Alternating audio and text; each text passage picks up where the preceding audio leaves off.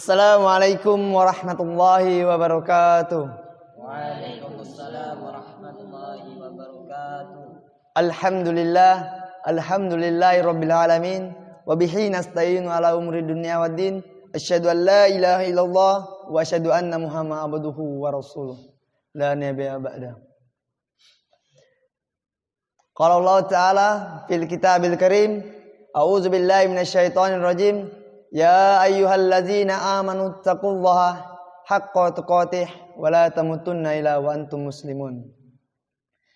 Segala puji bagi Allah yang telah memberikan kita banyak kenikmatan dan banyak kesempatan pada sampai suatu saat ini, sampai sekarang ini kita masih bisa berkumpul di dalam majlis taklim ini dengan keadaan sehat walafiat tanpa kurang suatu apapun. Salawat serta salam semoga tetap tercurahkan kepada Nabi kita Nabi Muhammad sallallahu alaihi wasallam yang kita nantikan syafaatnya di yaumil akhir nanti. Amin ya rabbal alamin. Di sini marilah kita belajar dan saya akan menyampaikan sebuah tema yaitu keutamaan membaca Al-Qur'an. Al-Quran diturunkan untuk dibaca oleh setiap orang muslim, direnungkan dan dipahami maknanya. Perintahnya kemudian diamalkan sehingga menjadi hujjah di hadapan Tuhannya dan pemberi syafaat atau pembela baginya pada hari kiamat. Allah Subhanahu wa taala telah menjamin bagi siapa yang membaca Al-Quran dan mengamalkan isi kandungannya tidak akan celaka di akhirat dengan firman-Nya Quran surat At-Taha ayat 123 yang artinya barang siapa yang mengikuti petunjukku ia tidak akan tersesat dan tidak akan celaka. Al-Quran itu untuk dibaca, bukan untuk kita pajang, bukan untuk disimpan, bukan untuk dilihat, tapi kita membacanya, mempelajarinya dan mengamalkannya dan mengajarkannya. Dan Al-Quran itu banyak sekali kebaikan yang kita dapat dalam Al-Quran. Seperti sabda Rasulullah SAW, saya tidak mengatakan alif lam mim itu satu huruf, tapi alif satu huruf, lam satu huruf, dan mim satu huruf.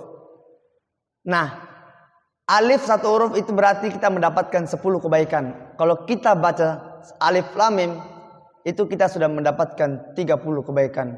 Bagaimana kalau kita membaca 1 juz 1 hari, insya Allah kebaikan yang kita dapat, yang kita peroleh terlalu banyak yang kita dapat.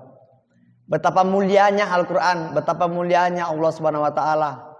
Sampai kebaikan 1 huruf saja kita bisa mendapatkan 10 kebaikan. Apalagi sekarang di bulan Ramadan itu 10 kebaikan mungkin bisa berlipat-lipat ganda. Bisa memperlipatkan gandanya dan bisa kita mendapat kebaikan sebanyak-banyaknya. Maka kita di bulan Ramadan marilah kita memperbanyakkan membaca Al-Quran dan mengamalkannya. Dalam hadis khairukum man ta'allamal Qur'ana wa 'allama. Sebaik-baiknya kalian mempelajari Al-Quran dan mengajarkannya.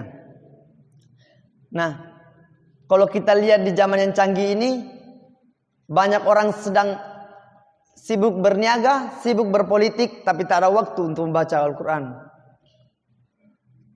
Banyak yang pintar ilmu kimia, pintar ilmu fisika, tapi tak pintar dalam baca Al-Quran. Rugi. Kenapa kita mengatakan rugi? Mereka telah memikirkan dunia, padahal Al-Quran mereka lalaikan, mereka tinggalkan. Walaupun mereka punya Al-Quran di rumah, mungkin mereka ada yang sebagian tidak dibaca, sebagian untuk pajangan-pajangan, untuk lemari-lemari mereka. Nah, selanjutnya saya akan menyebutkan beberapa hikmah yang keajaiban ketika kita membaca Al-Quran. Hikmah yang pertama, Al-Quran dapat membuat hati kita menjadi sejuk. Allah Subhanahu wa taala menurunkan kitabnya yang abadi agar ia dibaca lisan, didengarkan dengan telinga, dipikirkan dengan akal, dan agar hati menjadi tenang.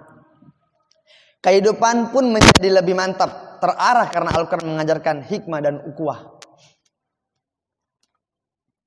Al-Quran itu yang poin pertama dia bisa membuatkan hati kita menjadi sejuk. Walaupun kita dalam keadaan kesulitan, dalam keadaan kesusahan, kita bacalah Al-Quran. Insya Allah hati kita akan menjadi tenang dan kita bisa terarah dari jalan yang lurus. Dan hikmah yang kedua, Al-Quran adalah obat hati yang paling mujarab. Ketika kita stres banyak pikiran, dengan membaca Al-Quran, perlahan-lahan air sejuk sirami hati kita yang gundah. Aliran darah di otak kita seakan tanpa hambatan bebas mengalir, sehingga pikiran kita menjadi lebih jernih. Al-Quran itu adalah obat hati yang paling mujarab. Bisa menghilangkan stres kita, pemikiran kita yang terlalu banyak. Itu maka kita bisa bacalah Al-Quran. Insya Allah kita akan obat hati kita akan menjadi tenang dan tenteram. Dan poin yang ketiga, Al-Quran sebagai penyehat jasmani. Sebagian besar kita sebagai muslim tidak menyadari terhadap manfaat Al-Quran bagi kesehatan tubuh. Ketika mata kita menatap baris-baris ayat Al-Quran, saat itu pula kinerja retina kita menjadi lebih ekstra kuat dan tajam, apalagi jika sangat menghayati ketika membaca Al-Quran. Mata kita menjadi lebih segar dan bersih. Tak heran orang yang sering membaca Al-Quran matanya lebih sehat ketimbang orang yang sering membaca buku. Makanya orang zaman sekarang dia lebih mengutamakan membaca novel daripada membaca Al-Quran. Baca novel diutamakan, baca Al-Quran ditinggalkan. Makanya orang zaman sekarang banyak matanya yang tidak sehat karena mereka lebih banyak membaca yang tidak bermanfaat daripada Al-Quran. Nah, mungkin cukup yang saya sampaikan tentang keutamaan Al-Quran itu. Banyak sekali yang keutamaan Al-Quran. Maka kita sebagai umat muslim, Al-Quran itu diturunkan untuk kita baca, bukan untuk kita simpan di dalam lemari. Maka kita harus mengamalkannya, mempelajarinya, dan mengajarkannya. Maka kita adalah sebaik-baiknya seorang yang mempelajari Al-Quran dan mengajarkannya. Mungkin cukup dari saya. Ada salahnya saya mohon maaf. Salahnya datang dari saya pribadi. Jika benarnya datang dari Allah Subhanahu wa taala. Assalamualaikum warahmatullahi wabarakatuh.